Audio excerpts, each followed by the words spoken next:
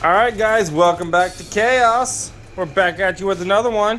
And today we are working on Elsa. Just let it go. Alright, check this thing out. It is one of my first builds. Well, first mini bike builds. It doesn't have a Predator or anything special. It's just this little engine right here. It's a Tecumseh Power Sport. It's only a 5.5 horse. I don't even think I removed the governor on this. No, I didn't. The governor is still on there. I'm not sure you can see. I'm trying to light. There we go. Yeah, the governor is still on this bike. It's sitting right there. It's just zip tied over. It still has a governor, and this thing wheelies. Yeah. And it's been sitting in storage for probably 5 or 6 months. Or later. When was the last time you drove? Was it? Shortly after you wiped out is when I parked it. I crashed, I want to say 8 or 9 months ago. It's about 9 months. Yeah. Yeah. As you can see, that's the damage it got when he crashed it. And I think this damage was already on there when I got it. That was already on there. Well, that damage was from another build. I put the grip from another bike on here. Okay. This is literally just a bunch of parts I picked up and threw on this bike. I believe this is originally a Monster Moto. I believe that's the frame. It's a Monster Moto. Because it used to have the plaques, but they've fallen off. In this fuel tank, I know people are probably going to ask about it. It's a liter or 2 liters? I think it's 2 liters. A 2 liter, which I don't know how many gallons that is. But it's an awesome tank. And the only thing I had to do to it, I had to put a rubber O-ring on it right here. Because it was leaking fuel and I drilled a hole for air to leak. Because every time you go over a bump, it pressure wires. I was worried about it blowing up the tank. So, and I put a torque converter, and I think I lifted the engine, probably about 2 to 3 inches. I built that little mount. Half gallon. It's a half gallon? Okay. Half gallon. It's a half gallon tank. And this tank is actually for your motorized bikes, bicycles. And it used to have a bar that would stick out the side here that would bolt to the back of a bicycle seat area. So it'd like hang over the back. It's kind of weird, but it's like, that's the tank I was wanting. It's like, you know what? I want that tank. And this thing is solid. And it looks good. I like it. Yeah. It holds a lot of fuel. I don't have to worry about running out of fuel anytime soon. Like you fill that thing up, you drive the whole day. And I put the hydraulic disc brake back here. Because I already had the disc on it, but it was just a basic little grip. But now this thing, it locks up. It's nice. I love that brake. Because this engine was way too much power for the original brake. And that's about it. We're going to clean up and bring it back to its original glory. Because my original plan was to make this look like it just drove out like the 50s. So I was wanting to do those, like the 50s looking paint job. I put some flake in there. You can kind of see it. And this is off of a moped, obviously. I just needed something to be able to carry, like a gas can or whatever, for running a grocery store. I could go. It's ready to go. But she's been sitting a minute. We're gonna get her back on the road. Let's get to it. We're gonna start with the carburetor and get a throttle grip on it and see if it fires up. This thing's been sitting for a minute. All right, let's do it. All right, so I've been working on this and I realized, you know what? Instead of putting a brand new carb on it, we are going to be changing this carb out anyway. So I'm going to be removing the carb off of the Honda. This is an 80cc engine. We're going to be swapping out because he said he put this cheap little carb on it. And I've got a, right here is a Mikuni clone. It's supposed to be a Mikuni, but obviously it doesn't say Mikuni anywhere on it. So I'm gonna go ahead and put that on this thing and it should be fine. let's go ahead and get that put on. And put this on Elsa. Alright, let's do it. Alright, we're back in. I just got done installing the Mikuni Carb. I just took it for a test drive. And it seems to be running just fine. It's actually a lot better than it was. So this is technically a Mikuni, but this is the clone version. So if you look it up, buy the Mikuni. This is what you're gonna get. Just this is a little bit cheaper. I think it's about $15 to $20 cheaper by going with the clone. I paid close to the same price as the Mikuni because I thought this was the Mikuni. My mistake. And just make sure it should say Mikuni right here, which I actually ordered a Mikuni. Go over here and look at this engine. Yeah, see this engine right here. It will say Mikuni. Zoom out. Mikuni right there on the carburetor. It's also got some numbers right there. That's an actual Mikuni, but if you look at it, you can't really tell the difference. I'm noticing no difference in power, so it's really just your preference. If you want to try going cheaper, save a few bucks, that's what I'm doing with this. I'm just throwing it out here because I just needed the adapter plate for the Mikuni for another build I'm doing. So it's like I went ahead and got the carburetor because the adapter was like, I think it's like $30 just for the adapter. And the carburetor, adapter, and all the hardware, a new air filter, everything was only $54. So it's like, why not? I'm gonna be using the carb for this, getting that adapter. I got extra parts. And right now I'm gonna delete the old AirPod. Yeah, it won't be as waterproof. It's like, because water can get into the cheaper AirPod. But I'm gonna go ahead and throw this on it. Mainly because I don't have another air filter that's this particular style. I'm moving the bike over on the chair. It looks like it's literally falling apart in there. So I'm gonna go ahead and just delete all this and run with it. It'll be fine. I'm gonna go ahead and take this off. It should run just fine without it. This is just like a little vacuum thing. I might leave that and just plug it off. It should run fine. If you know if this will cause any troubles, let me know, because all I'm going to do is just plug it, or I might just put this in the original, the new air filter. Just drill a hole and plug it into it. Because I didn't realize it is coming out of the case, which that could be a case vent, which could be bad because that needs to suck air.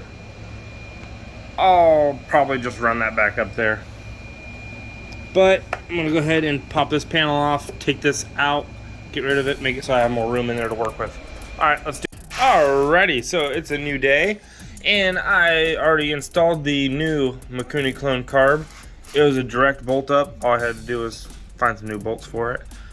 It had no issues bolting to it. It clears almost everything. I did have to bend the choke lever. I'm not sure you can see it over here. Over on the other side. There's no room to see anything in here. So right there. The choke lever. I had to bend it in a little bit closer to the carb, but it still works just fine. Okay. So since you know that fits, you can always install a Mikuni clone carb on yours, or an actual Mikuni.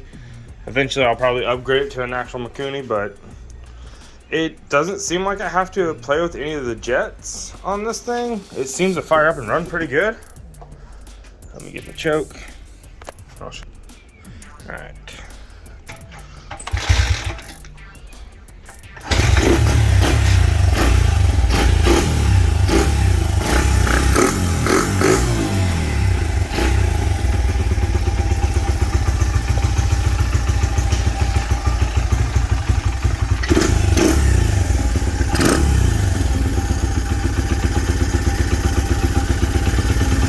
Close the idle a little bit.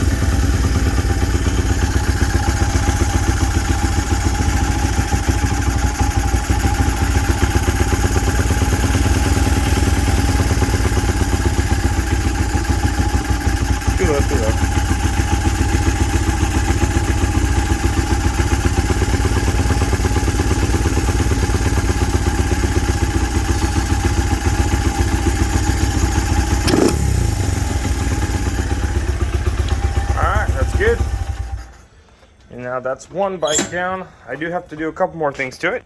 Since I deleted the original ear box back here, because that was all cluttered, I didn't like it, so I just went ahead and removed it. And now I just got a little ear pod here. I drilled a hole, put a vacuum line into the filter. Should work fine. It's just a crankcase vent. Now I got to build a new guard because the ear box was the guard. So I gotta put something here to block the mud from flying up on my carburetor. But I can do that in a minute because I need to finish this. I was going to drop the float bowl and see if I can get it to run a little bit better.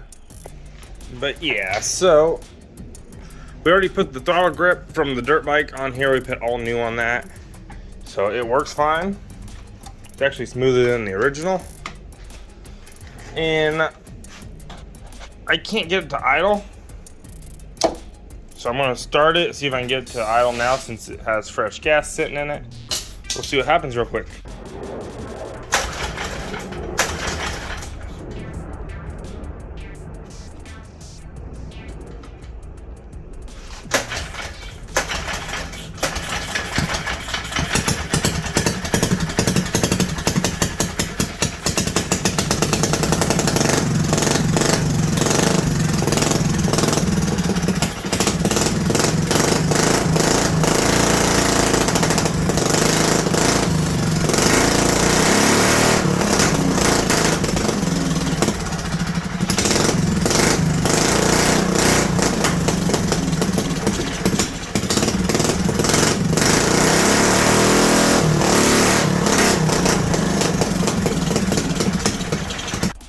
As you can see, it's got carburetor problems. It's just not wanting to idle. When you give it full throttle, it just chokes it out of fuel, like it's not getting enough fuel in the float bowl.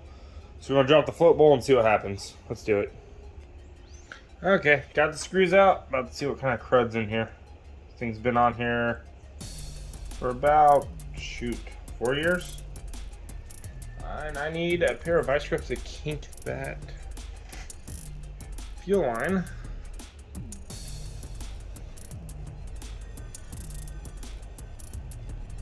It's actually not that bad in here.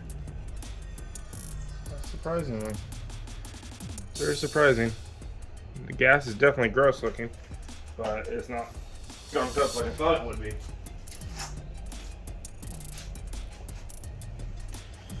Alright, I'm going to clean everything out, spray it all out with some carb cleaner because it's got a little bit of gunk down there, but that's a pretty clean carb for sitting for, I want to say, about 6 to 7 months without being started. And this carburetor is the original that I put on when I first built this thing about 2 years ago.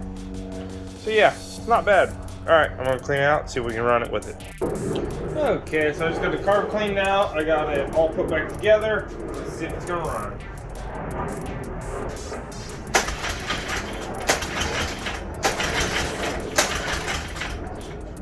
Choke, maybe?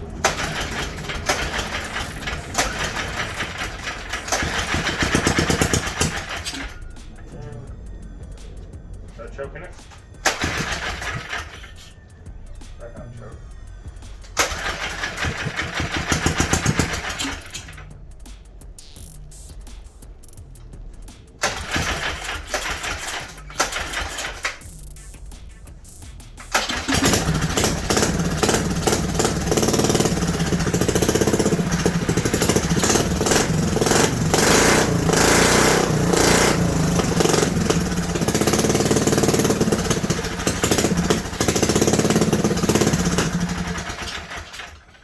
Idle.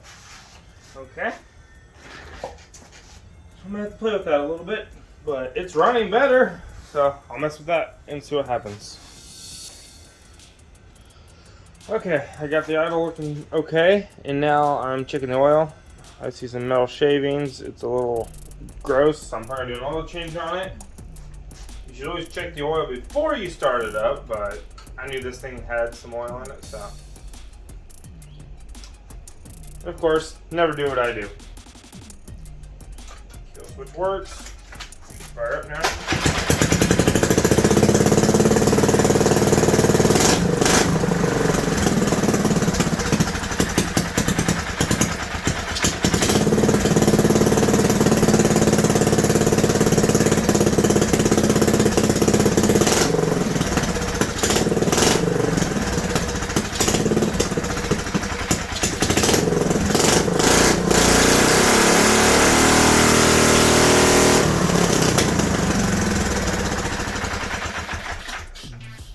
Alright.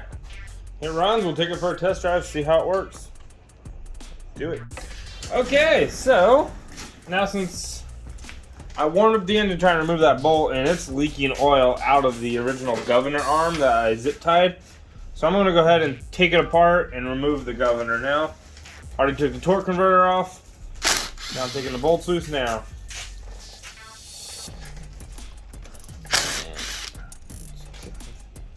See what the inside of the thing looks like. I don't think I've ever taken this case off, so it could be gross inside here. Alright, let's pop it off.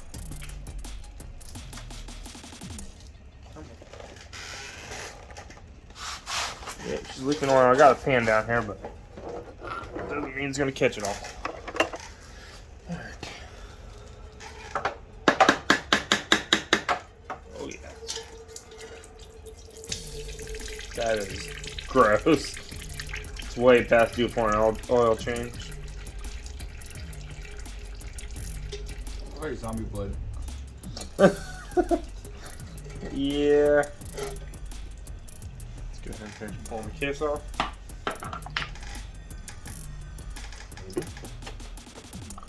Open the ground, a bunch of springs are gonna go ping in here. Oh fuck. There's oil all over my floor now. Time to get the kitty litter out.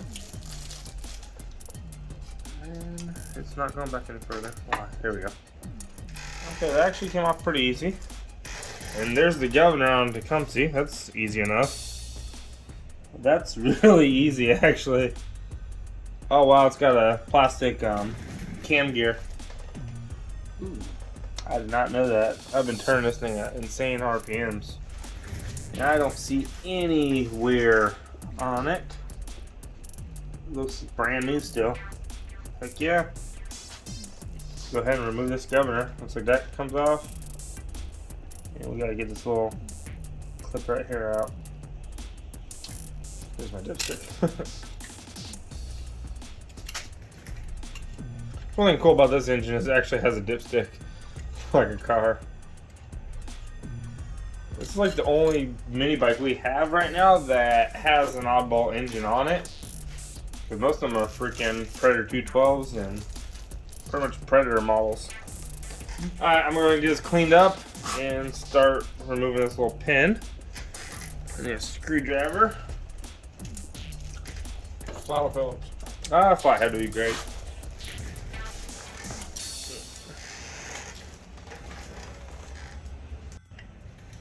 Okay.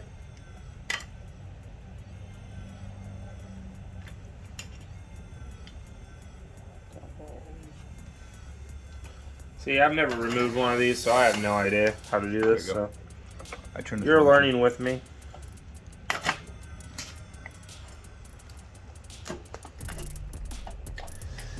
Yep. Give me that pry bar. Could just take the grinder to it. I could just cut it. Use a death wheel. I'd rather try to remove all this gently if possible. Which may not happen. Alright, fine, we're getting the death wheel. We spent too much time on it. Alright, we're just gonna cut this. If it doesn't go through, so you just knock it off, it'll be fine.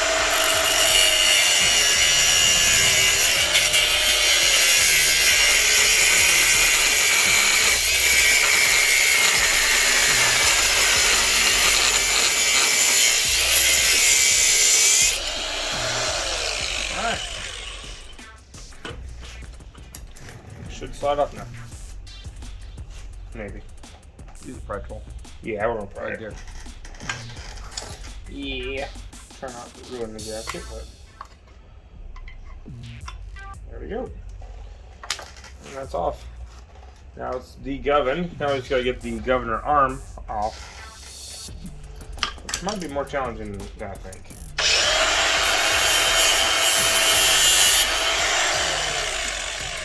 Very unnecessary to use a death weld to cut a zip tie. That is a weird governor arm. I'll see if I can get it up in there. Show you guys what it looks like. zoom out. It's got like a weird curve to it. So that might be fun to remove. Alright. Alright, so I'm gonna go ahead and zap off the carburetor. I have the right size. Maybe. I wasn't going to take the carburetor off because it's running okay, but you tell it needs a carb. And I might have to use the, what is that, 10mm wrench to get to that one.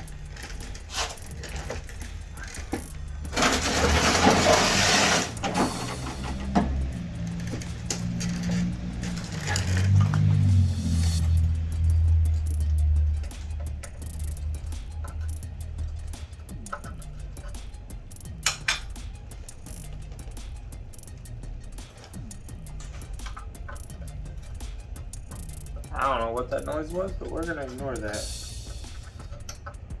I didn't hear nothing. I don't know what you're talking about. It's getting very loud. Okay, we're gonna check that out. Oh, it's Steven. I just realized that it's like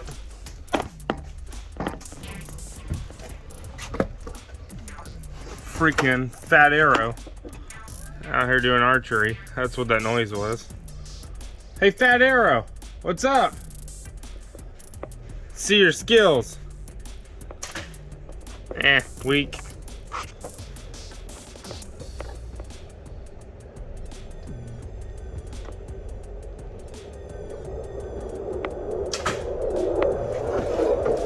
Alright, let's go. We solved the mystery of the noise, so that's all that matters.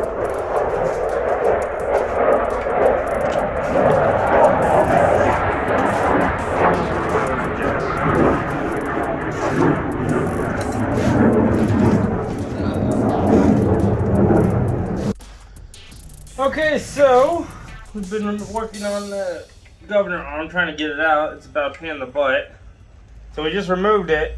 I know I did it the wrong way. There's probably an easier way to do it. They probably want you to take apart pretty much the entire engine to do this. I did a no-no. Do not try this at home. I put a Sawzall blade on this and I reached way up in there. I was being really careful and I cut this arm off from the inside. Now I just gotta get the excess piece that's sitting inside the engine, knock it out, and plug it with a bolt. I recommend getting a little handsaw. Yeah, get one of those little hand saws, probably your best bet. If I don't have one, you gotta do what you gotta do. And we're gonna have to clean the heck out of it because it is full of metal shavings. That is not big enough.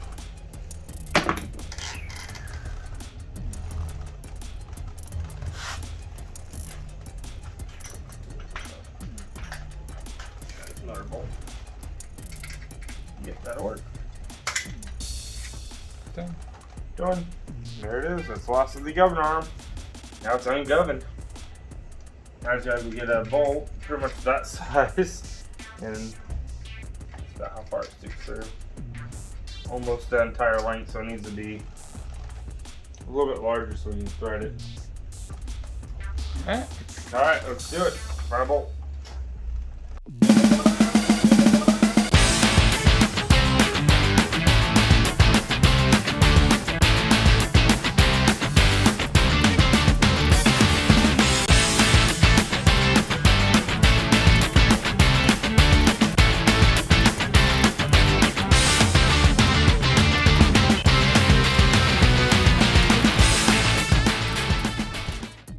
Working? Alright, we're finally found the bolt. We just put some JB welds on it, and now we're filling it. Try to tighten it all down now. Now I'm trying to find the tools. I should have found the tools before I put the glue and stuff on, but it's okay. There we go, that's it.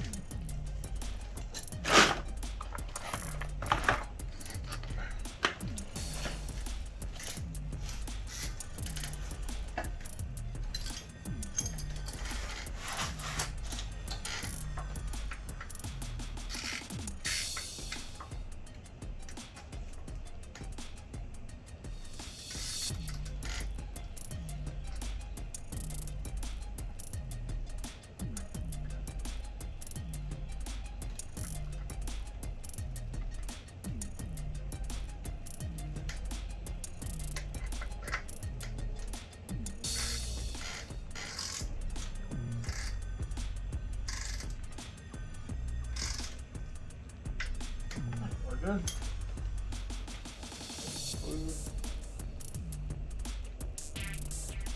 Alright. It's sealed up. Let's take a look at it.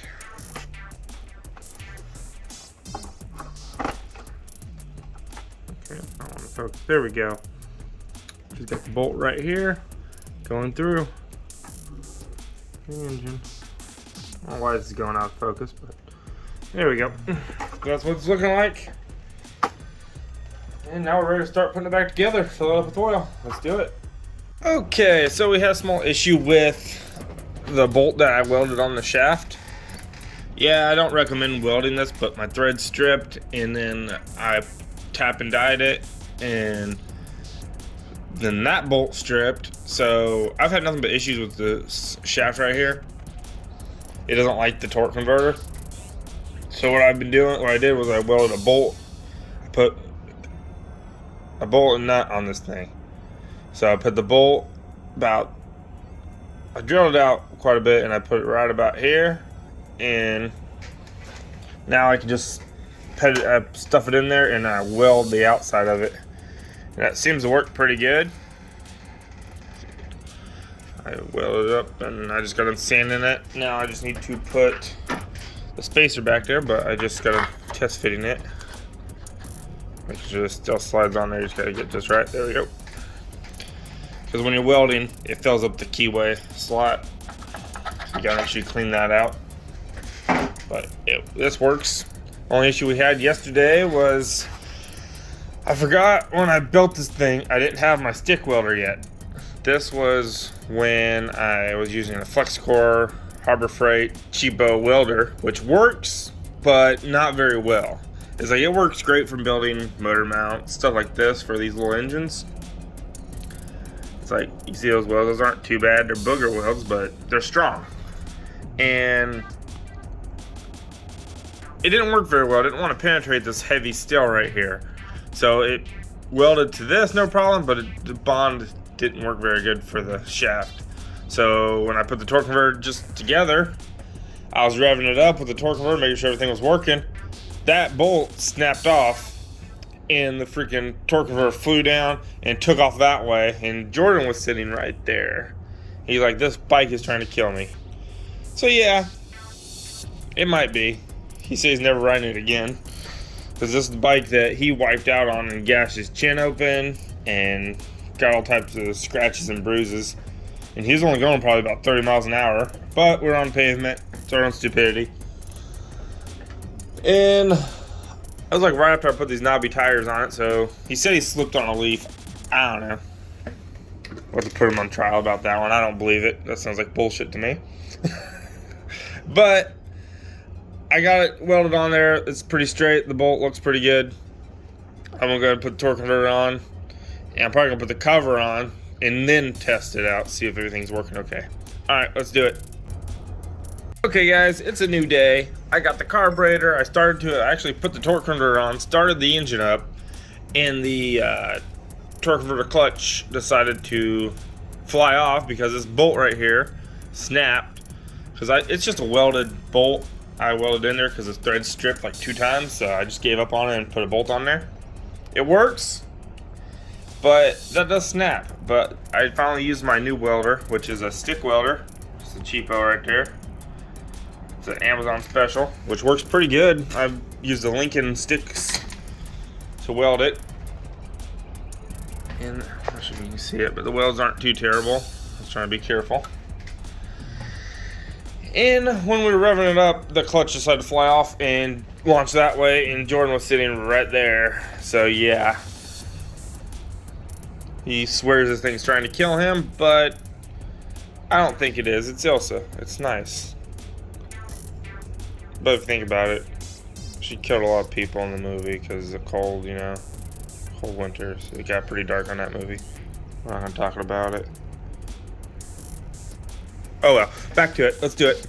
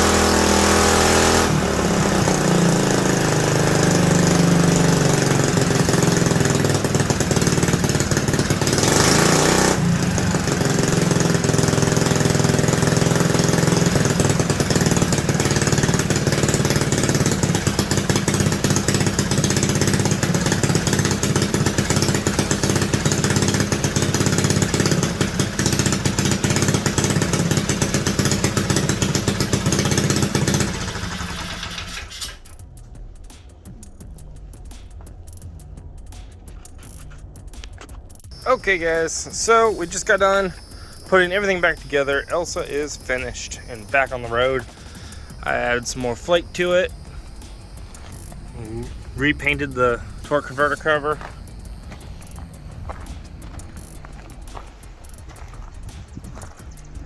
So it's a clean little bike now. It looks really good, runs great.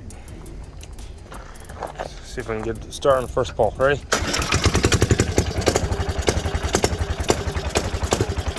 Yeah, runs good.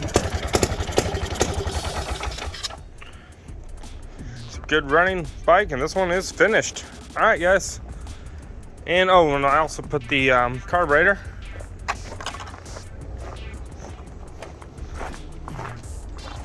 on the Honda. It runs and drives great now. I finally got it tuned. I cleaned the bike.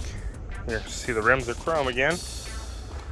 I just got to build a little guard back here so it doesn't throw mud at my carburetor. Not a big deal. Put the panel back on. And that bike will be finished, but I'm gonna do all that off camera. But we're gonna, probably next video will be a ride video. So we're gonna take some of these builds for a ride. All right guys, if you liked the video, hit that like button and don't forget to subscribe and hit that little bell notification so it'll notify you when I drop a video, which should be every week. All right guys, see you next time, and don't forget to buy merch. See ya.